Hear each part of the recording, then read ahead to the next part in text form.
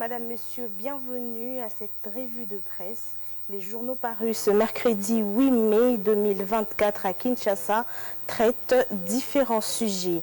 Le journal Econews ouvre le bal et titre en sa manchette « Assemblée nationale, Mbosso bloque tout et défie la majorité présidentielle ». Cet hebdomadaire rapporte qu'à la chambre basse du Parlement, où Vital Kamerhe a été adoubé par un quasi-plébiscite il y a un mois, on ne s'explique pas que le président du bureau H, Christophe Mbosso, s'obstine à bloquer le processus de la mise en place de ces bureaux définitifs. Ces tabloïds notent que Christophe Mbosso est accusé de retarder à dessein l'autre urgence, celle de nomination du gouvernement, 37 jours après la désignation de la première ministre Judith Suminwa Tuluka.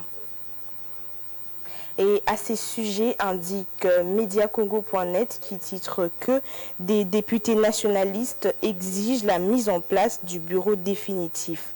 Au moins 163 députés nationaux dits nationalistes maintiennent la pression sur le bureau d'âge de l'Assemblée nationale pour la reprise du processus de mise en place du bureau définitif.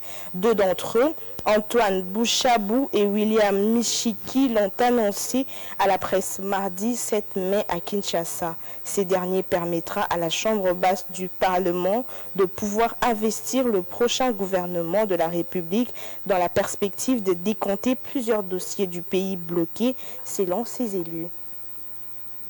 Clôturons cette revue avec Média Congo, mais sur un autre volet qui renchérit que désengorgement de la prison centrale de Makala et d'Undolo, plus de 1700 détenus civils et militaires libérés à Kinshasa.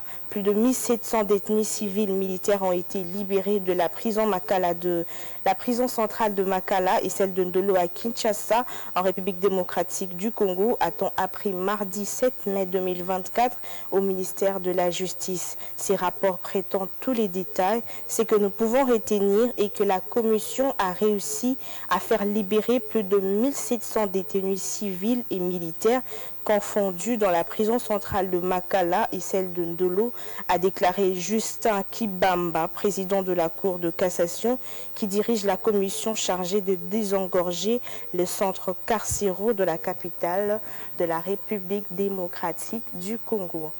Madame, Monsieur, c'était tout pour la lecture de nos journaux. Merci de votre attention soutenue. À très vite.